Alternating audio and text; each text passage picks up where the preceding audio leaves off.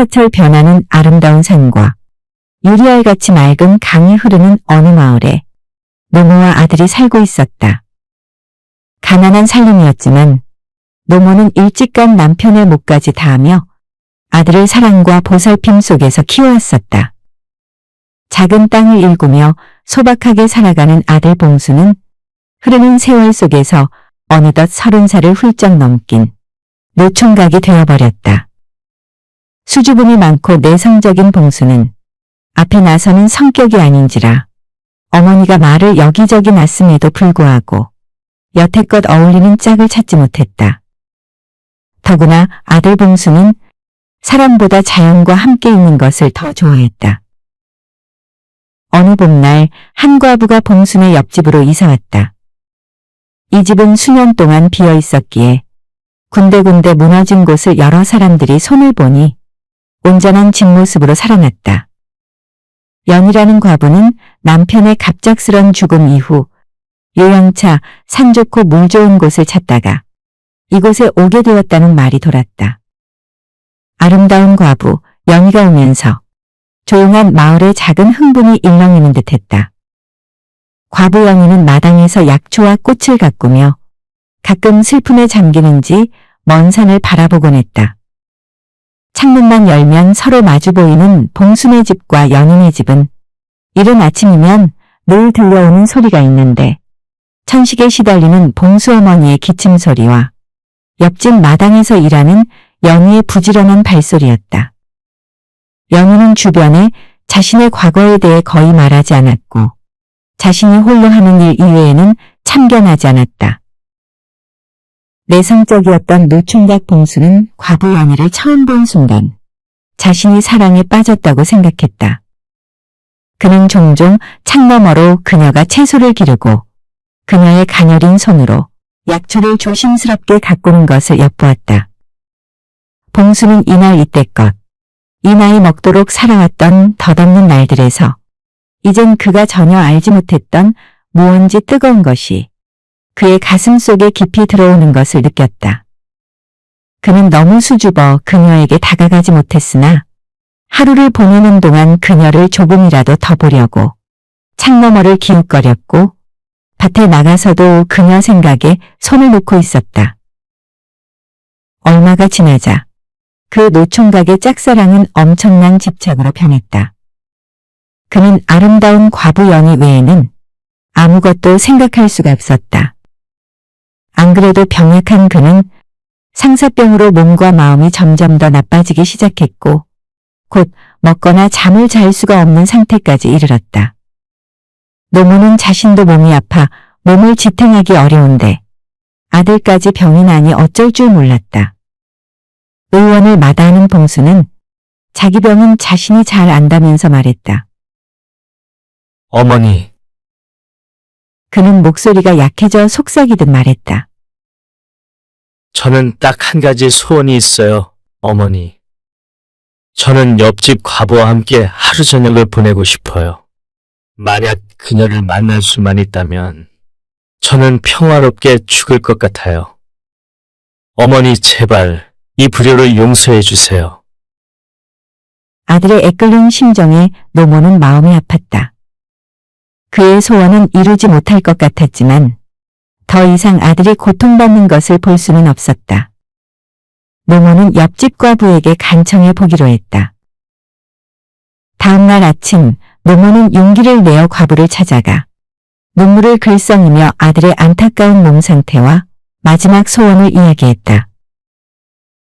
제발 이것이 무리한 부탁이라는 것을 알지만 제 아들이 죽어가고 있습니다. 그가 부탁하는 것은 단지 당신을 한 번만 만나고 싶어 하는 것이니 제발 이 한 가지 소원을 들어주세요. 과부 연희는 조용히 듣고만 있었다. 그녀는 한참을 생각하더니 마침내 승낙했다. 그러면서 그녀는 차갑고 단호한 목소리로 말했다. 좋아요. 할머니의 아들을 만나겠지만 기대는 하지 마세요. 그날 저녁 그 노총각은 가느다란 희망을 갖고 과부에게 갔다. 그의 머릿속과 마음속을 다 차지하고 있는 그 여인을 만난다고 생각하니 그의 심장은 주체할 수 없을 정도로 뛰었다. 그러나 그가 말 한마디 건네보기도 전에 과부가 나서더니 갑자기 그의 뺨을 찰썩 때렸다. 뺨을 맞은 그는 맞은 고통보다 심장에 큰 충격으로 전해져 휘청거렸다.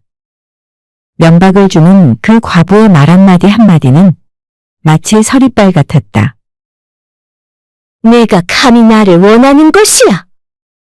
나약하고도 어리석은 생각이 뭐 소원이라고. 너는 나를 잘 알지도 못하면서 내 욕망에만 사로잡혀 있잖아. 수치심과 모멸감의 충격을 받은 노총각은 비틀거리며 집으로 돌아왔다. 그날 밤 그는 심한 열로 인사불성이 되었다. 노모는 그의 곁을 밤새 지켰지만 그 어떤 것으로도 그의 고통을 덜어줄 수 없었다. 동이 트자마자 의원을 부르러 가기도 전에 노총각 아들은 숨을 거두고 말았다. 아들의 비극적인 죽음으로 커다란 슬픔에 빠진 노모는 몇 번을 혼절하기를 반복했다. 겨우 추스른 후 매일 아들의 영혼이 편안하길 기도했다. 마을 사람들 역시 노총각의 애절한 혼이 구천을 떠돌 것 같은 치근함을 느꼈다. 그러나 가장 뼈저리게 느낀 사람은 바로 옆집 과부연이었다. 비록 그녀는 그 총각을 그저 어리석은 욕망을 가진 남자라고 야단치면서 매정한 따귀로 쫓아버렸지만 그녀는 자신이 크나큰 실수를 저질렀다고 후회했다. 그녀는 죄책감에 사로잡혀 밤마다 안절부절 못했고 악몽에 시달렸다. 귀신이 된 노총각은 자신을 너무나 잔인하게 거부했던 그녀에게 복수하려고 돌아다녔다. 그는 여전히 그녀에게 맞은 따가운 뺨을 잊지 않았다. 그의 자존심뿐만 아니라 그의 영혼까지 산산조각이 났던 그 순간을 어찌 잊으랴. 그는 자신을 죽음으로 내몰았던 그 고통을 그녀에게도 그대로 갚아주려고 칼을 갈았다. 그 후 며칠 동안 과부의 집에서는 이상한 일들이 벌어지기 시작했다. 총각 귀신은 작은 복수로부터 시작을 했는데 과부가 등잔불을 붙였을 때 등잔을 넘어뜨리고 꺼버렸다. 그는 그녀가 쩔쩔매는 것을 웃으면서 지켜보았고 부엌에서 그릇이나 솥들을 마구 뒤죽박죽 널브러지게 그가 헤쳐놓으니 한때 평화로웠던 그녀의 집은 점점 공포 분위기로 되어갔다. 어느 날 저녁 총각 귀신은 과부 연희가 가장 아낀다는 과부의 어머니가 물려주신 금칠이 된 화병을 박살내려고 마음먹었다. 그는 보이지 않는 손으로 화병을 내던질 준비를 하고 있었는데 갑자기 그의 마음이 그것을 할 수 없게 만들었다. 너무나 소중한 것, 그렇게 깊은 의미를 담고 있는 어떤 것을 망가뜨리는 행동은 너무나 잘못된 것처럼 느껴졌다. 시간이 지날수록 노총각 귀신은 예상치 못한 어떤 것을 깨달았다. 그가 과부를 괴롭히려고 하면 할수록 그는 만족감보다 불편함을 느끼게 되었던 것이다. 그리하여 그는 깨려던 화병을 반다지장 가장자리에서 멀리 떨어진 더 안전한 장소로 슬그머니 옮겼다. 꽃병이 저절로 옮겨지는 것을 놀란 눈으로 본 그녀는 이상하게도 두려움보다 안도감을 느꼈다. 그녀는 이유는 모르겠지만 누군가, 아니 뭔가가 자신을 지켜주고 있는 것 같았다. 그날 밤 총각 귀신은 과부의 잠자리 근처를 맴돌며 그녀가 자는 모습을 지켜보았다. 그는 그녀의 얼굴에 가득 새겨진 근심스런 주름들을 보았다. 그래도 여전히 아름다워 보였지만 그가 살아서 봤을 때는 없었던 주름 같았다. 그는 복수심으로 가득 차 밉기만 한 그녀였지만 이제 그녀의 모습은 슬픔과 후회로 짓눌려진 채 초라해 보이는 여인일 뿐이었다. 총각의 분노는 수그러들기 시작했고 그는 그녀를 정말 사랑했던 기억이 되살아났다. 맞아. 내가 살아있을 때는 밤새 뒤척이며 이 여인을 너무나 만나고 싶어 했지. 내가 그걸 잊고 있었네? 어쩌면 그때 그 사랑이 이제는 다른 모습으로 바뀔 수도 있지 않을까. 따갑게 맞은 뺨도 이젠 추억이 된 것 같이 멀어져 버렸잖아. 다음날 아침 아름다운 과부가 잠에서 깨어났다. 무언가 이상해서 둘러보니 자신이 하지도 않았던 부엌이 잘 정돈되어 있었고 장작도 쌓여 있는 것을 보고 어리둥절했다. 그러면서 자신도 모르게 허공을 바라보며 감사합니다 하고 말했다. 그 총각 귀신은 묘한 만족감을 느꼈다. 죽음 후 처음으로 그는 친절한 일을 한 것 같아 뿌듯하게 기분이 좋았다. 어느 폭풍우가 몰아치는 밤, 과부가 비를 맞고 흠뻑 젖은 채 집으로 돌아왔을 때였다. 그녀는 벌벌 떨고 있었고 옷은 흠뻑 젖었고 추위에 떨리는 손으로 화로에 불을 붙이려고 애쓰자 귀신은 가만히 있을 수가 없었다. 그는 그녀를 돕기 위해 불을 지폈다. 불은 살아났고 비록 그는 보이지 않았지만 과부는 화롯불뿐 아니라 온통 집안에서 퍼져가는 온기를 느꼈다. 정말 고맙습니다. 그녀는 부드러우면서도 진실된 목소리로 속삭였다. 누구인지 왜 여기에 왔는지 모르겠지만 같이 있어서 기뻐요. 그 순간 총각 귀신은 가슴이 뭉클했고 살아있을 때도 느끼지 못했던 감정이었다. 이제는 한때 열렬했었던 그런 사랑은 아니지만 그는 더 이상 그녀를 괴롭히고 싶지 않았고 오히려 보호하고 싶다고 생각했다. 그때부터 총각 귀신은 상냥해졌다. 그는 그녀가 손을 뻗기 직전에 문을 살짝 열어주거나 그녀가 잠자리에서 일어나기도 전에 아궁이에 불을 지펴놓았다. 그러자 과부는 자신의 생각과 걱정, 나아가 자신의 과거까지 털어놓으며 그에게 더 노골적으로 말을 걸어오기 시작했다. 그녀는 옆집 노총각을 죽음으로 몰고 갔다는 죄책감에 오랜 시간 동안 괴로워했다. 또 그녀는 죽은 남편에 대해 자신이 겪었던 고난에 대해 그 모든 이야기를 보이지도 않고 만질 수도 없는 그에게 다 말했다. 제가 왜 뺨을 때렸는지 그 총각에게 너무 큰 잘못을 했어요. 그에게 사과할 수 있으면 좋겠어요. 저는 그 총각을 너무 가혹하게 대했고 너무 늦게 깨달아 안타까워요. 노총각 귀신은 그녀에게 너무 늦지 않았다고 그가 바로 당신 옆에 있고 지금 다 듣고 있으며 이미 용서했다고 말하고 싶었다. 하지만 그는 이 말 대신 불을 더 환하게 화를 태웠다. 결국 귀신의 복수는 공포가 아니라 뜻밖의 사랑을 확인한 것 같았다. 처음에 그는 아름다운 과부를 고통스럽게 하려고 했지만 거꾸로 그녀의 상처를 보듬어주고 싶어하는 자신이 되어 있었던 것이다. 아름다운 과부는 1년에 단 한 번만 지옥문이 열린다는 백중날에 노총각을 잃고 방황하는 노모와 함께 노총각 귀신이 더 이상 구천을 떠돌지 않고 극락왕생할 수 있도록 진심을 다해 기도를 올렸다. 한때 두려움에 떨었던 과부연이가 자신의 잘못을 진심으로 뉘우치게 되자 과부와 노총각 두 사람의 인연은 삶과 죽음을 초월한 사랑으로 막을 내리게 되었다. 노총각이 과부를 짝사랑하다가 그 과부 때문에 자신이 죽게 되자 총각 귀신이 되어 나타나 과부에게 원한을 갚으려 하는 중에 깨달은 것이 있었습니다. 역시 진실한 사랑은 모든 것을 다 용서한다는 것을 말입니다. 우리의 정석 이야기 잘 들어주셔서 감사합니다. 구독과 좋아요, 댓글은 이야기 볼수록에 큰 힘이 됩니다. 사랑합니다. 그리고 고맙습니다.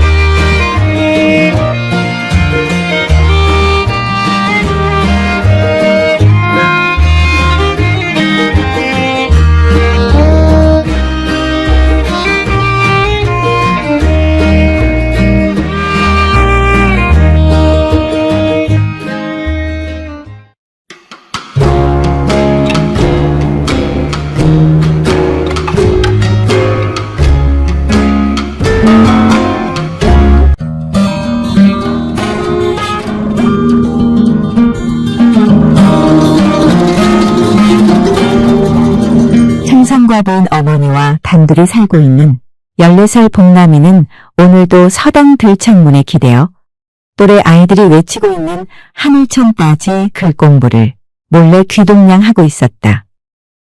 찢어지게 가난하여 서당에 다닐 수 없는 복남이는 창 너머로나마 듣는 글 읽는 소리가 너무나 좋았다. 아, 나도 글 공부하고 싶다. 그러나 아쉬운 발걸음으로 인해 돌아선 복남이는 밭에 달려가 어머니를 도왔다. 며칠이 지난 어느 날 복남이는 서당을 지나쳐 개울을 건너 타박타박 걸어 아랫마을에 사는 보부상 오서방 집으로 갔다. 아저씨, 어머니가 이거 맛있다고 갖다 드리래요. 오서방은 복남이가 들고 온 빨갛게 익은 단감 한 자루를 마당에 고추를 펴널던 제 부인에게 건네주었다. 어머나, 맛있겠네. 복남아, 잘 먹을게. 근데 너도 장사를 해본다고? 부인은 환하게 웃으며 복남이의 머리를 쓰다듬었다. 예, 그래서 어머니가 초립을 사러 가셨어요. 얼굴이 검댕이가 된다고요. 그래, 잘 됐구나. 복남이 이리 와봐라. 이걸 내 키에 맞춰야겠다. 오서방은 벽에 기대어 놓은 지게다리를 복남의 키에 맞춰 잘라냈다. 지게 위에 얹을 소쿠리도 작은 것으로 바꿨다. 어디 한번 지어봐라. 복남이가 자신의 키에 안성맞춤인 지게를 지고 마당을 한 바퀴 빙그르르 돌자 서로들 마주보고 웃었다. 다음날 아침 어머니의 눈물 어린 배웅을 받은 복남이는 초립을 쓰고 빈 지게를 지고 집을 나섰고 오서방은 새우젓통을 지고 집을 나섰다. 두 사람은 북방천을 넘어 시오리길을 걸어서 경남 진주로 갔다. 진주는 어느 곳보다도 가장 크고 번화하며 옛날부터 사람들이 많이 모이는 곳이었다. 복남이는 이런 번잡한 모습은 처음이라 눈이 휘둥그레졌다. 오서방은 가게들이 모인 곳에서 건어물이라고 쓴 가게에 들어갔다. 주인어른 이 아이는 복남이라고 하는데 건어물 장사를 하고 싶대요. 저는 옆가게 젓갈도매상에서 오래 일한 오씨인 거 잘 아시잖아요. 이 아이는 제가 보증을 설 테니 염려 마시고 물건 먼저 주세요. 그래? 그거 참, 할 수 있겠어? 아직 솜털이 보송보송하구만 그래. 일단 물건 갖고 가서 팔고 나중에 나한테 돈을 주면 된단다. 어서 골라 담아보거라. 첫날이고 아직 다리 힘이 약하니 제일 가벼운 것으로 골라야 했다. 북어포 내축에 멸치 한 포대만 소쿠리에 담고 지게를 지었다. 옆가게 진울포 아저씨, 그릇가게 아저씨가 웃으며 용기를 주었다. 그래, 돈 많이 벌어오너라. 뒤돌아 인사하며 가는 14살 복남이는 오서방 아저씨를 놓칠까봐 허겁지겁 따라가자 그 모습을 장터 사람들은 안쓰럽게 바라보았다.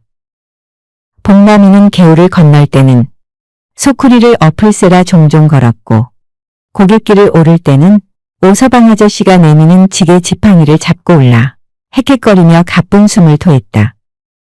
고개를 내려오는 길에서 저 멀리 저녁 연기가 피어오르는 마을이 보였다. 마을에 들어서자 우물가의 아낙네들의 수군거림과 아이들의 웃음소리가 그들을 맞이했다. 오서방이 외쳤다. 새우젓이 왔어요. 싱싱한 멸치젓도 왔고요. 오서방이 외쳐대면 뒤에 오는 복남이도 모기만한 목소리로 따라 외쳤다. 북어포, 멸치도 있어요. 아, 덕이 할머님 안녕하셨어요? 집 앞을 쓸고 있던 할머니는 반갑게 웃으며 다가왔다. 때마침 잘 왔소. 젓갈이 내일 모레면 바닥날 판이었는데 말이요. 오서방은 미소를 지으며 지게를 내려놓자 주변에 여기저기서 아낙네들이 모여들었다. 등에 아기를 업은 한 여인이 복남이를 쳐다보며 말했다. 어디 좀 보여줘봐요. 북어 한 마리 사볼까? 많이 걸어다닐수록 복남이의 짐은 가벼워졌고 전대는 무거워졌다. 그들은 고개를 넘나들며 마을과 다른 마을의 소식을 주고받으며 아녀자들과 소소한 이야기를 나눴다. 여인네들은 열심히 귀를 기울이며 마른 흙이 빗물을 흡수하듯 이야기는 계속되었다. 태양이 수평선 너머로 천천히 올라가는 아침나절에 작은 마을을 둘러싸고 있는 들판에는 따스한 황금빛이 내려앉고 있었다. 아침 공기는 바람이 전해오는 플레음으로 상쾌했다. 복남이는 피곤하고 고단했지만 웃었다. 고난에도 불구하고 그는 뿌듯함을 느꼈다. 복남이는 배우며 성장하고 있었고 하루하루가 그의 꿈에 한 걸음 더 다가가는 것 같았다. 앞길은 미지의 세계로 여전히 멀고 두려움이 있었다. 그러나 복남이는 자신의 길로 오는 것은 무엇이든 마주할 각오를 단단히 했다. 어느덧 몇 해가 지나 복남이는 19살이 되니 팔뚝도 장단지도 굵직한 청년이 되어 있었다. 오서방 아저씨는 새우젓독이 너무 무거워져 낙이나 노새를 사오겠다 하여 헤어졌다. 복남이 지게 소쿠리에는 북어포 말고도 대구포, 마른 오징어 등 품목이 다양해졌다. 자연히 매상도 짭짤하게 오르니 돈도 모였다. 비록 가을 추수하면 주마하여 이 집 저 집 깔아놓은 외상 건어물값 치부책이 있었지만 못 받을 걱정은 안 했다. 어느 날 오시 아저씨를 주막에서 만나기로 한 날이라 서둘러 갔다. 노새를 산 아저씨는 소금을 팔면 더 이문이 크다고 하면서 너도 해보라고 했다. 그러나 소금은 무거우니 노새를 끌고 다니라고 하여 복남이는 노새 등에 소금 2자루를 실었다. 복남아, 나는 울진장이나 흥부장에서 소금을 사서는 11형을 이틀 동안 넘어갈 거다. 그곳 봉화장에 가서 쌀이나 보리, 조, 콩 같은 곡식이나 또는 포목으로 물물 교환을 하거나 해서 돌아올 것이다. 그동안 너는 외상도 좋으니 단골을 많이 만들어 두어라. 그렇게 해서 소금을 판 뒷집 박서방은 3년이 지나자 3,000냥을 벌었다더라. 너도 열심히 잘해봐. 네, 아저씨 고맙습니다. 아저씨도 조심해 다니세요. 오서방 아저씨와는 달포 후에 만나기로 하고 두 사람은 헤어졌다. 복남이는 노새를 데리고 산 넘고 물 건너 다니며 소금을 팔게 되었다. 먼 바다와 육지의 소식을 전해주는 짠 소금을 팔러 다니는 소금 장수를 싱거운 사람이라고들 했는데 소금 한 대라도 더 팔려면 말을 부풀려야 했기에 소금 장수치고 싱겁지 않은 사람 없다는 그런 말이 생겨났다. 장터와 동네방네를 돌아다니는 소금 장수는 세상 소식을 전하는 전령사였고 경험담을 구수한 입담으로 푸는 이야기꾼이었다. 나흘 동안 이리저리 5곳을 돌아다녔지만 복남이는 소금이 절반밖에 팔리지 않아 걱정을 하며 걸어가는데 날마저 저물어 사방이 어두워졌다. 하룻밤 지낼 곳을 찾는데 마침 저 멀리 산 밑에 등불이 가물거렸다. 낯선 밤길이라 발뿌리를 조심하며 노새를 겨우 끌고 갔다. 집주인에게 딱한 사정을 말하고 하룻밤 재워달라고 하니 반가이 맞이하며 그리하라 했다. 그런데 조금 앉아있자니 주인이 저녁상을 들고 왔다. 산골인데도 고기 반찬도 있고 다른 맛 나는 찬이 많았다. 궁한 티가 없어 보여 복남이는 염치불구하고 시장한 김에 아주 맛있게 저녁밥을 먹었다. 저녁상을 물리고 나서 주인과 이 얘기 저 얘기를 나누게 되었다. 집주인이 호탕하게 웃으며 말했다. 팔도를 누비고 다니며 돈을 버니 아주 좋은 장사를 하십니다. 복남이는 푸우하고 한숨을 쉬며 말했다. 주인어른, 그렇지는 않답니다. 저는 혼자 산간 지역을 다니기 때문에 힘이 많이 들지요. 특히 산간이나 해변에서 멀리 떨어진 지역의 소금은 비싸서 많이 팔리지는 않습니다. 소금 한 말 값이 쌀 한 마리나 2말 값이나 되니 말입니다. 그럼 내가 돈 버는 방법을 가르쳐 드릴까요? 복남이는 주인을 향해 눈을 반짝였다. 제가 건어물 장사를 하다가 소금으로 바꾼 지 얼마 안 되어 신통치가 않아요. 돈 버는 방법이 있다면 무언들 못하겠습니까? 고향에 계신 울어머니에게 꼭 효도를 해야 하는데. 그럼 좋습니다. 지금부터 나와 함께 밖에 좀 나갑시다. 예? 이 밤중에 말입니까? 주인은 어둠 속 마당에 내려서서는 횃불을 켜서 환히 밝혔다. 자, 여기 있는 칼을 전부 갈아봅시다. 칼은 한두 자루가 아니라 10자루 남짓해 보였다. 아니 주인어른, 사람을 어찌 보고 이 많은 칼로 도둑질을 하자고 하는 거요? 누가 도둑질을 하자 했소? 참 엉뚱한 소리도 잘하시오. 도둑질은 절대 아니니 걱정 마시오. 별 돈벌이가 다 있네. 분명 도둑질이나 사람을 죽이거나 하는 그런 일은 아닌 거지요? 여태 속고만 살았나 보네. 초면에 내 어찌 거짓말을 하겠소. 복남이는 그럼 믿겠다 하며 열심히 칼을 갈았다. 한참이 지난 후 그 많은 칼을 번쩍거리게 갈고는 그 칼을 묶어서 두 사람은 집을 나섰다. 횃불을 든 주인은 아무 말 없이 뒷산을 향해 앞장섰다. 소금장수 복남이는 따라가면서도 영문을 알 수가 없었다. 너무도 궁금해 물었다.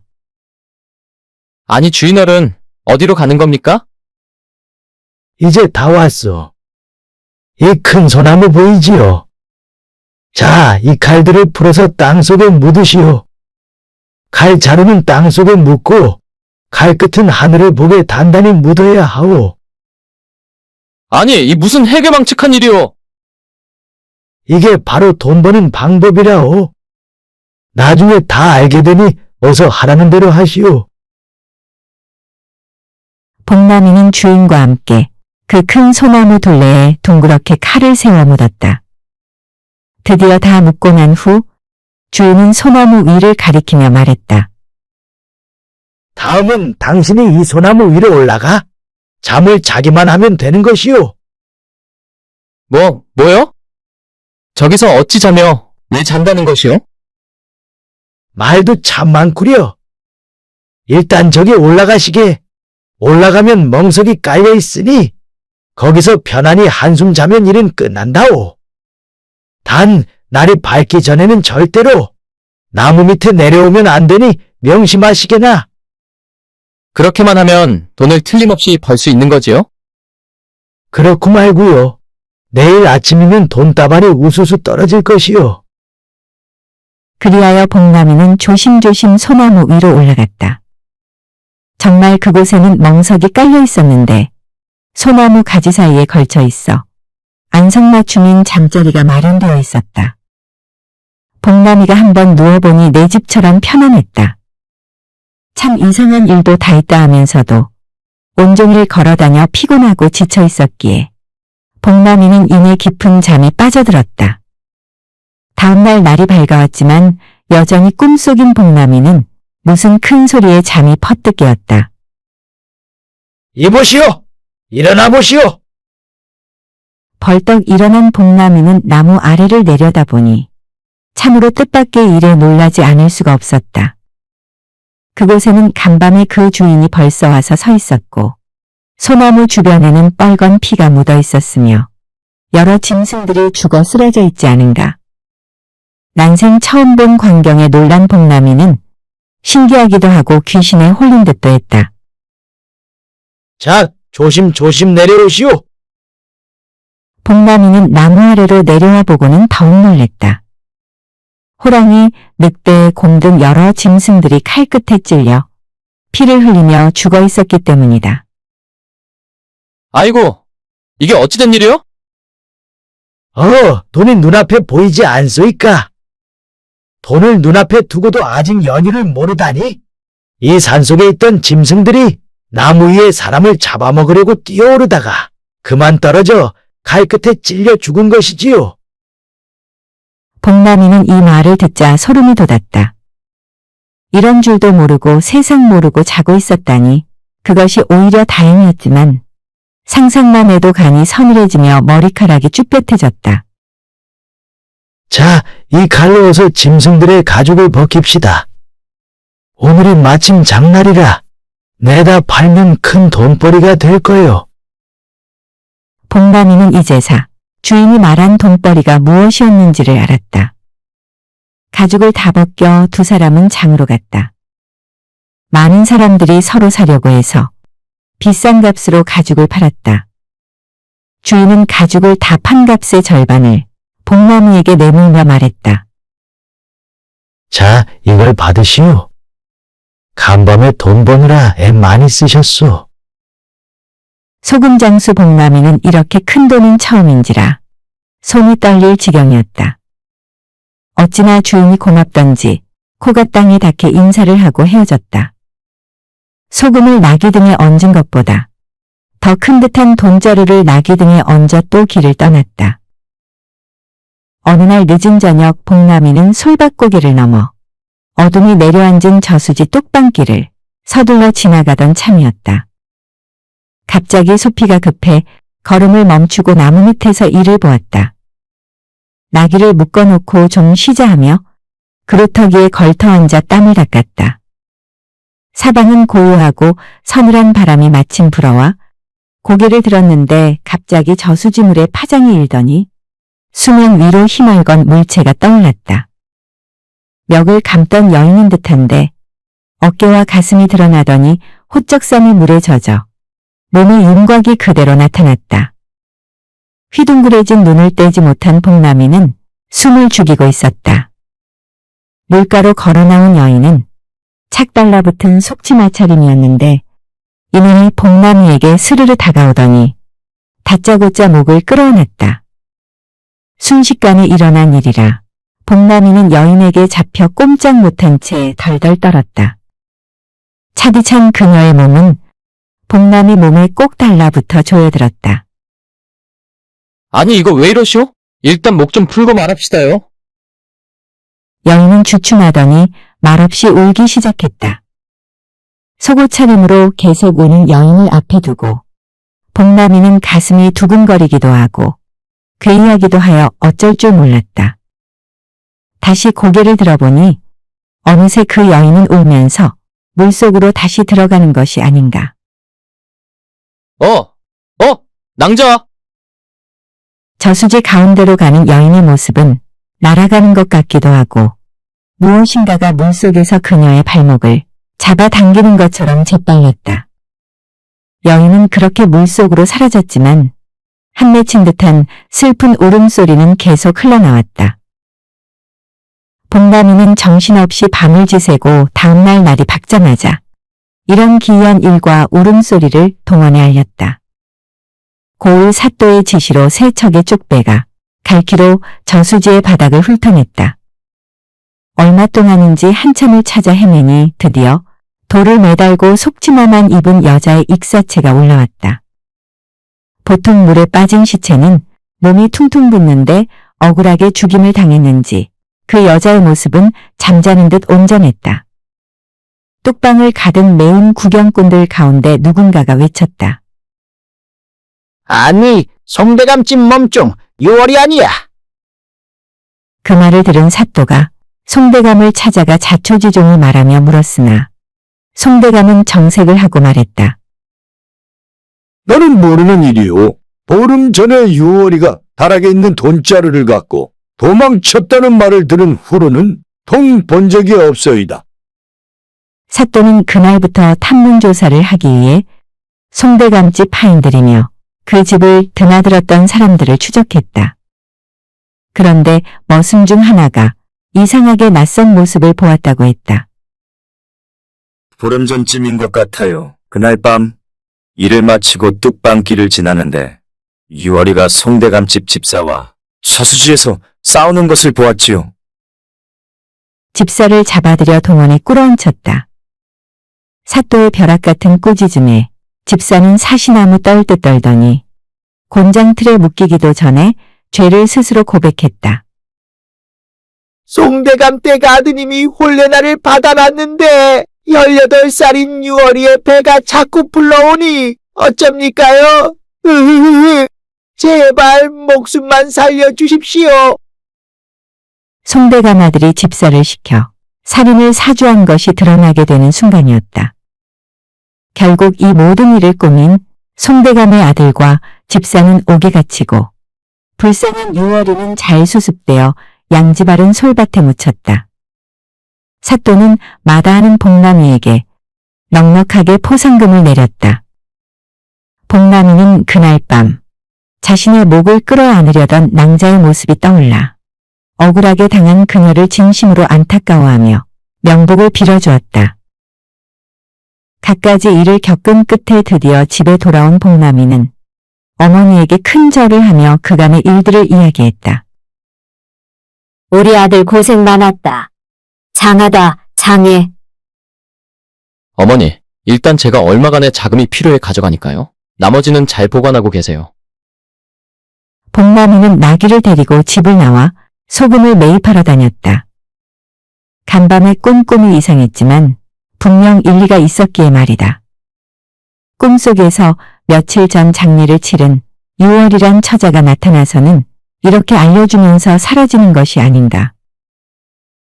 저를 구해주셔서 정말 고마웠어요. 올해는 가을 장마가 여름 장마보다 더 길며 더 세차게 이어질 것입니다. 그러니 소금을 많이 사서 쌓아두세요. 서해안에 비가 잦아서 가을이 되면 소금값이 많이 뛸 것입니다.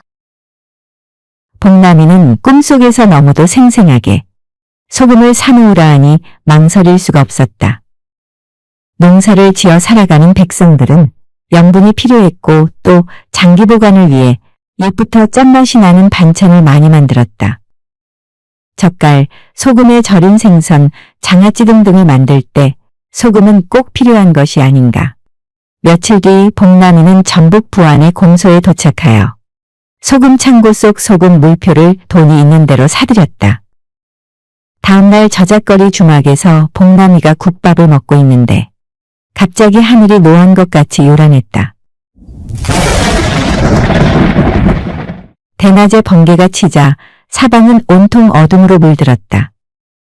금방 굵어진 빗줄기가 후두둑 땅에 꽂혔다.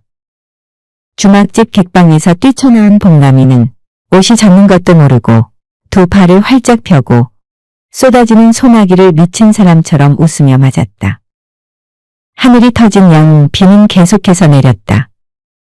소금 물표를 전대 속에 가득 넣은 복남이는 고향으로 돌아왔는데 김장 때 팔려고 소금을 매집하는 도매상들이 한 달째 내리는 가을 장마를 보고 서둘러 복남이를 찾아 모여들었다. 금값 같은 소금은 부르는 게 값이 되었다. 천정부지로 값이 오른 소금으로 복남이의 소금 장사는 순풍에 돛을 달았다. 복남이와 어머니는 그간의 고생이 주마등처럼 스쳐갔다. 어린 아들을 보찜 장사로 내보내던 어머니의 쓰린 마음도 이젠 눈 녹듯이 사라졌고 글 공부에 한이 맺힌 아들의 마음도 눈 녹듯이 사라졌다. 자, 나는 이제부터 시작이다. 복남이는 옛날의 자신처럼 형편이 어려워 제때 공부를 할 수 없었던 모든 사람들에게 무료로 공부할 수 있는 서당을 만들고자 했다. 어느 꽃피는 봄날 뚝딱뚝딱하며 복남인의 열뚝한 고래등 같은 기와집이 지어졌다. 그 옆에는 보기 좋게 커다란 서당이 들어섰으며 훈장님을 모셔다 놓고 문이 활짝 열리면서 나무판에 쓴 글씨가 내걸렸다. 복남이 서당. 복남이와 어머니는 웃음이 끊일 날이 없었다. 행복한 나날이었다. 일찍부터 굴곡진 인생을 겪은 복남이가 이웃에게 서름을 베풀며 못다한 꿈을 펼치는 이야기였습니다. 구독과 좋아요 그리고 댓글은 이야기 고수에게 큰 힘이 됩니다. 사랑합니다. 그리고 고맙습니다.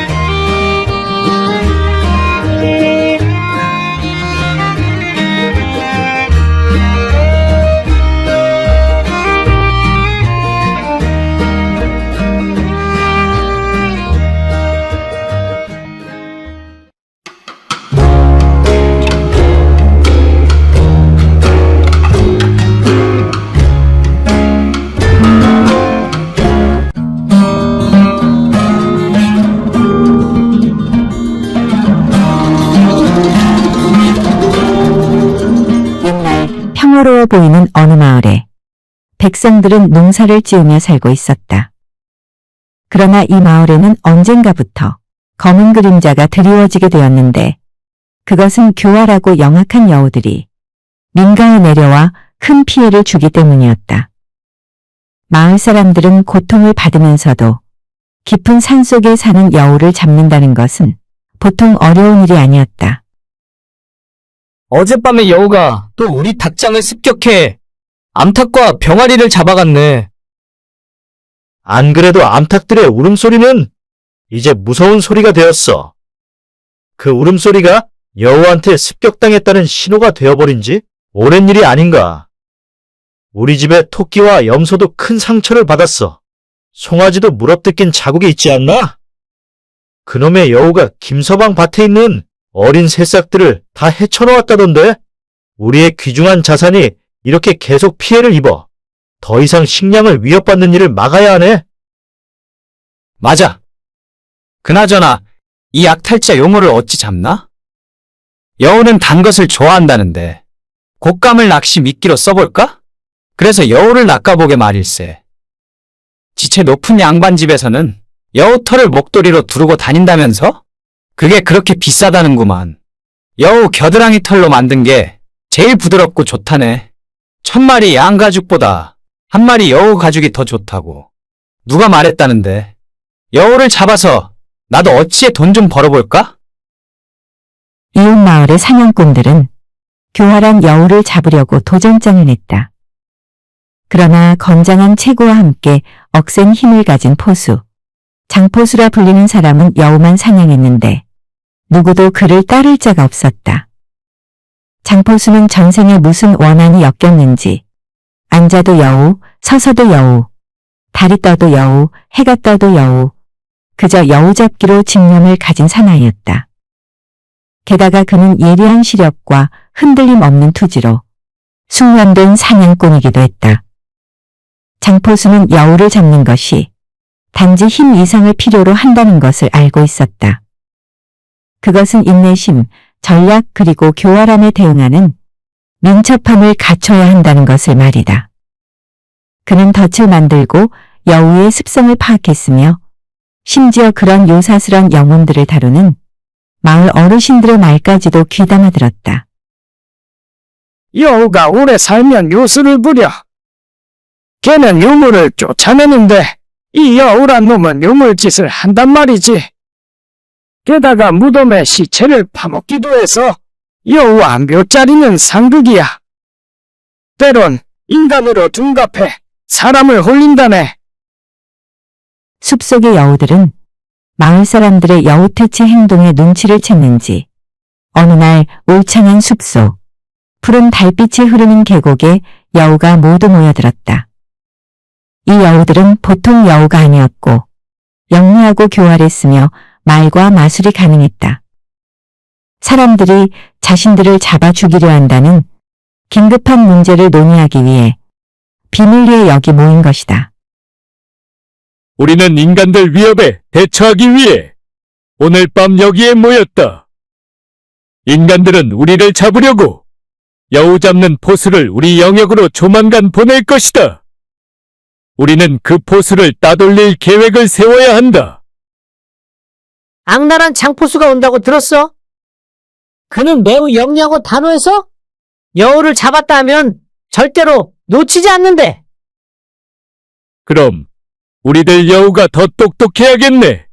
역으로 그 포수를 잡는 게 좋을 것 같군. 간교하게 마법을 써서 함정에 빠뜨리자고. 좋아. 하지만 어떻게 해야 할까? 우리의 특기를 살리고 그의 약점을 이용할 수 있으면 좋겠는데.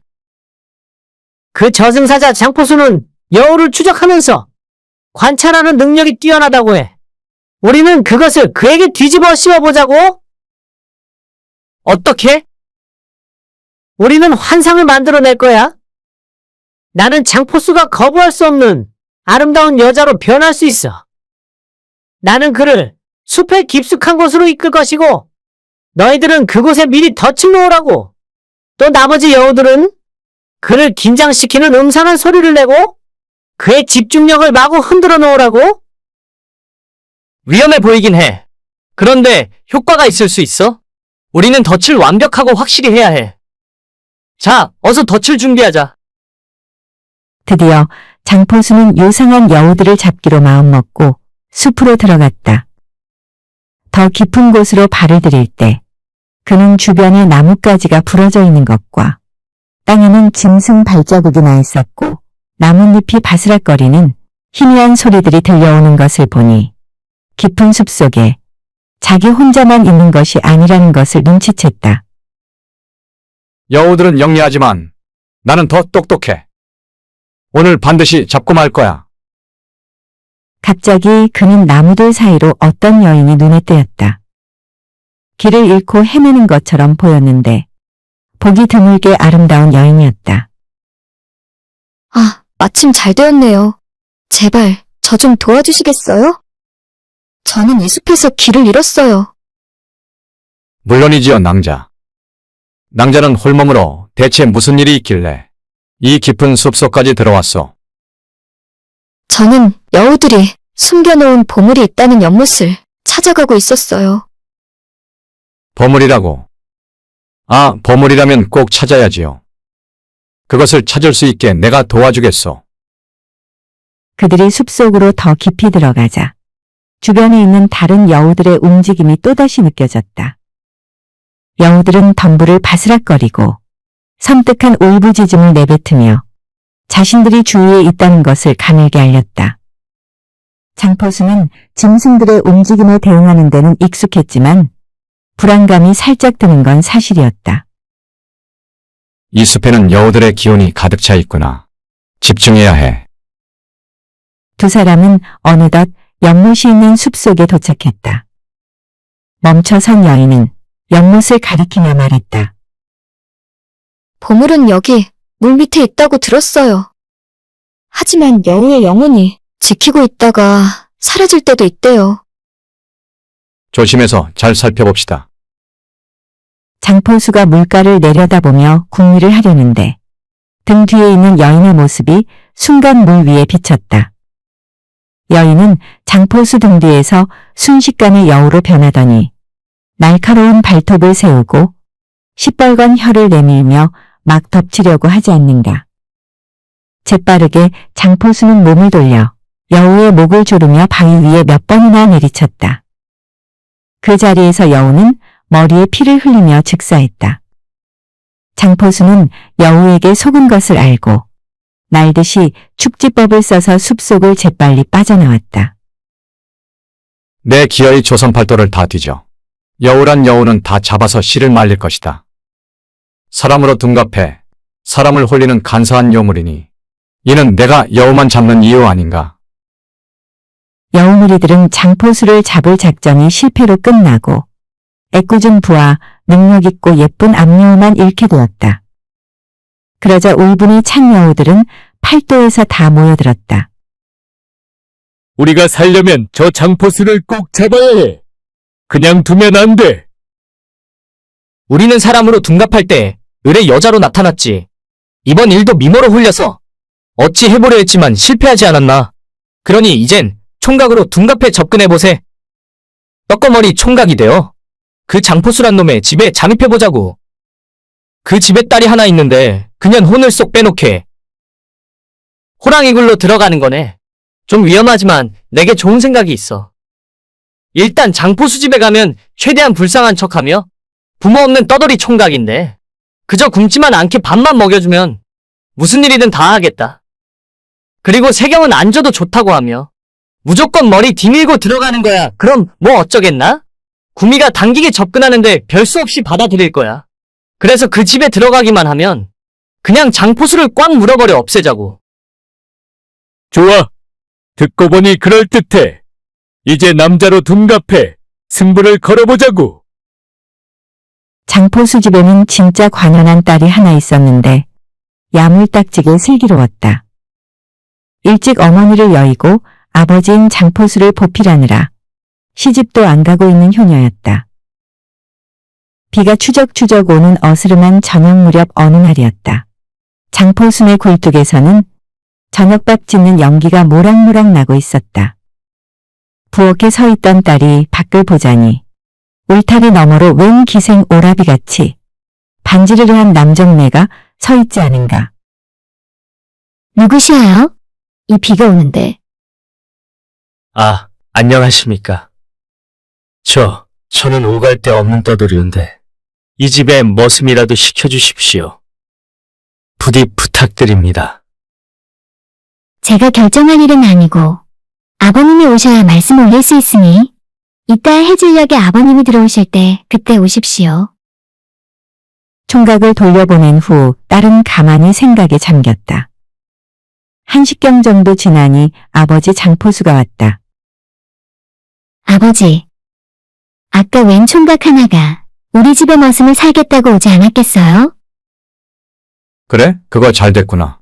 너도 일선을 덜고 좀 편히 지내면 좋겠다. 예, 일단 이따 오라고 했으니 만약에 오면 아버지께서 그 총각을 받아주세요. 그래? 내 맘에 드는 모양이구나. 정말 얼마 안 돼요. 꽃미남 같은 총각이 찾아와 머슴을 살겠다고 하며 아버지에게 넙죽절을 했다. 장포수는 마다할 이유가 없어 흔쾌히 받아들였다. 어느덧 밤이 깊어가자 딸이 아버지 장포수 방을 조용히 찾아와 나지막히 속삭였다. 아버지, 저 총각이 밤 12시가 되면 분명 이 방 안으로 발을 들일 것이어요. 그때 그냥 총으로 쏘세요. 아니 얘야, 무슨 소리냐? 저 총각이 왜 내 방에 들어오며 또 왜 사람을 쏘라는 거냐? 사람을 죽이면 안 되지. 사람인지 아닌지 쏘고 나서 보세요. 아버지 제발 제 말을 듣고 총을 준비해놓고 기다려보세요. 12시가 되면 꼭 쏘아야 해요. 장포수는 알았다며 등잔불을 끄고 방문 앞만 뚫어지게 쳐다보고 총을 들고 앉아 있었다. 12시가 되니까 방문 앞으로 달빛에 비친 검은 그림자가 어른거리더니 찬바람이 확 들어왔다. 아, 딸이 말한 대로구나 하며 열린 방문을 향해 무조건 총을 쐈다.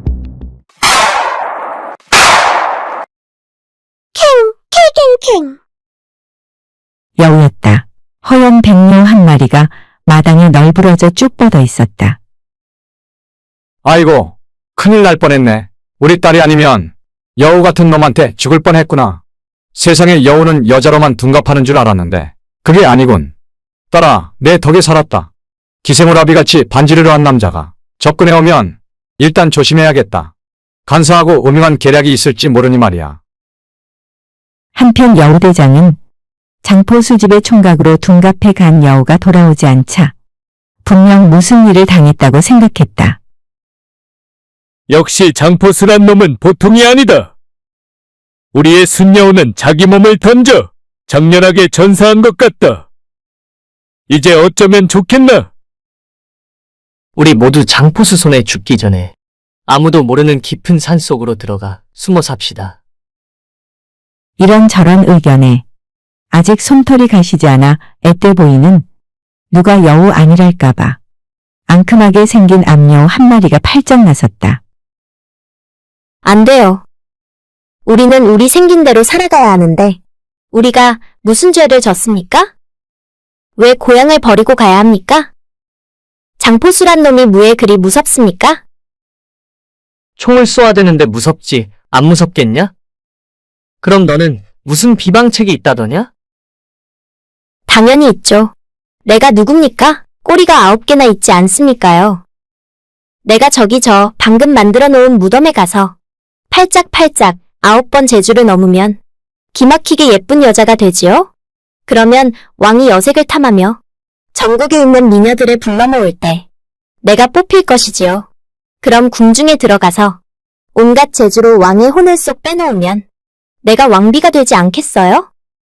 그렇게 왕비가 되어가지고 여우 잡는 장포수를 궁에 불러들이지요. 그 다음은 간을 내어 먹을 것입니다. 그럼 끝나는 것이에요. 다들 아시겠어요? 이야, 기가 막힌 작전이구나. 그런데 지난번도 될 것 같아서 했지만 다 실패로 끝나버렸어. 이번엔 진짜 틀림없을까? 그럼요. 난 꼬리가 9 아닙니까? 나한테는 누워서 식은 죽 먹기니 맡겨만 주세요. 그래, 부디 행운을 빈다. 이리하여 꼬리 9인 미녀는 비할 데 없는 아름다운 모습인 여인으로 둔갑하여 궁에 들어가 왕의 눈에 금방 띄더니 정말이지 왕비 자리까지 꿰찼다. 그런데 아름다운 새 왕비가 들어오고 시간이 흐르자 궁궐에 의문의 죽음들이 서서히 퍼져갔다. 이상하게도 죽은 사람들의 몸에서 간만 없어지는 것이었다. 궁의 내시들이나 신하들은 깊은 밤에 울려 퍼지는 괴상한 소리들에 대해 이야기하며 진상을 파헤치고자 했다. 새 왕비는 예민한 여우 감각으로 이런 소문들을 감지하며 이젠 왕비로서의 시간이 거의 끝난 것 같은 예감이 들어 다음 행동으로 신속히 옮기기로 결심했다. 한편 왕은 왕비의 아름다운 모습에 현혹이 되어 밤마다 그녀를 찾았으나 왕비는 몸이 아프다는 핑계를 대며 손도 못 대게 하는 것이었다. 오늘 밤도 안 되옵니다. 몸이 아직 아프니 며칠만 참아주시어요. 몸이 훅 다른 왕은 딴 후궁들은 마다하고 오직 이 아름다운 왕비를 안을 욕심에 며칠을 기다렸다. 아, 꽃같이 아름다운 왕비야. 어찌 내 애간장을 이리도 태우는 게야. 손이라도 한번 잡아봅시다. 대체 어디가 어떻게 아픈 거야? 내가 싹 다 고쳐주겠어. 저도 빨리 임금님 품에 안기고 싶사옵니다. 그러나 좋다는 약을 다 먹어도 낫질 않으니 아마도 제 병에는 백약이 무효인가 봅니다. 아니, 내가 이 나라 왕인데 100약 이상인 무슨 약인들 못 구하겠어. 어서 왕비가 원하는 약을 말해보시오. 예, 사실은 간밤에 꿈속에서 조상님이 나타나서는 이리 말씀하셨사옵니다. 내가 낳을 수 있는 약은 오로지 어느 고을에 사는 여우만 잡는 장포수란 사람의 간을 먹는 것이다. 그래요. 왕비의 병이 나을 수만 있다면 내가 못할 일이 없지요. 즉시 장포수를 잡아드리겠어. 날 벼락같이 포졸들이 곧 장포수 집에 들이닥쳤다. 어명이다. 당장 죄인은 나와서 오랏줄을 받아라. 영문을 알 수 없는 장포수는 제발 이유나 알자고 사정했다. 이보시오. 나는 이때까지 남에게 해를 끼친 적이 없는 사람이오. 난 죄 지은 게 없어이다. 제발 무슨 일로 내가 끌려가는지 이야기만 해주시오. 왕비께서 큰 병에 걸렸는데 당신의 간을 먹으면 낫는다고 하는 소문이 있어. 나도 자세히는 모르고 시키는 대로 하긴 하는데 정말 황당한 일인 것은 맞소. 그러나 어명이니 어서 갑시다. 장포수가 포박당에 끌려갈 때 딸이 아버지에게 귓속말로 모어라 한참 당부했다. 드디어 궁에 끌려온 장포수는 왕 앞에 꿇어앉았다. 내가 장포수구나. 내가 백성의 어버이로서 너에게 무척 미안하구나. 하지만 왕비는 이 나라의 어머니인데 그 어머니가 죽을 병에 걸려 내 간을 먹어야 산다니. 대신 내가 죽어줘야겠다. 왕의 말을 들은 장포수는 집을 떠나올 때 딸이 당부한 대로 이렇게 말했다. 예, 그렇게 하겠습니다. 그런데 지위고하를 막론하고 똑같은 사람인데 한 사람 살리자고 또 한 사람을 죽이면 되겠습니까? 마침 소인이 평생 여우를 잡다 보니 여우에 물려 죽게 되거나 다친 사람도 많이 살렸지요. 의원이나 다름없습니다. 그러니 소인이 왕비님의 진맥이라도 한번 해보고 약도 지어보고 나서 저를 죽여도 늦지 않겠사옵니다. 그래, 내 말도 맞는 것 같다. 어서 진맥을 해보아라. 장포수는 방 안에 누워있는 왕비 근처에 가서 시녀를 지시해 왕비의 팔목에 실을 묶게 했다. 그 묶은 실을 길게 늘려서 방문 밖에서 장포수가 그 실 끝을 붙들고 진맥을 하기 시작했다. 그 실의 진동으로 진맥을 하는 게 어디 쉬운 일인가. 장포수는 장고에 들어간 것 같이 눈을 감고 가만히 한참을 있자 애가 탄 왕은 답답해서 호통을 쳤다. 그러자 장포수가 어두운 얼굴로 대답했다. 왕비마마의 병이 너무 위중하시오. 도저히 이 실끝으로는 진맥을 못하겠나이다. 왕비마마께서 직접 밖으로 나오시면 진맥하여 틀림없이 살릴 수 있겠나이다. 당장 그리하거라. 시간 끌지 말고 어서. 참으로 현명하고 인자한 왕이었는데 아름다운 왕비에게 빠져든 후로는 늘 초조해하며 성질이 급해졌다. 드디어 왕비가 실을 손목에 매단 채 방 밖으로 나오게 되었다. 그 순간 장포수는 소리를 지르며 옷 속에 숨겼던 작은 개를 재빨리 왕비 앞에 던졌다. 백구야, 목을 물어라. 왕비는 순식간에 달려든 개에게 목이 물려 쓰러졌다.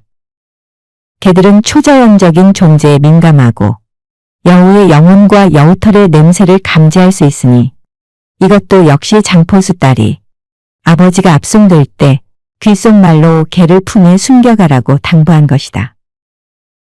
피를 흘리며 쓰러진 왕비는 다시 일어나지 못하며 사람의 몸에서 백여우의 몸으로 바뀌게 되니 그 광경을 본 왕은 그 자리에서 기절하고 말았다. 신하들도 기절한 사람들이 많았다. 그동안 궁궐에서 이상한 죽음이 연속되며 어둠의 그림자와 괴이한 소리가 난 것들의 원인이 다 여기에 있었다고 의문이 풀리게 되는 순간이었다. 잠시 후 깨어난 왕은 충격을 진정시키며 장포수에게 물었다. 너는 왕비가 여우라는 것을 어찌 확신했느냐? 만일 아니면 어쩔 뻔했느냐? 예, 소인이 방에 실을 묶으러 들어갔을 때 여우털의 냄새인 기묘한 향기가 방 안에 감돌고 있음을 느꼈습니다.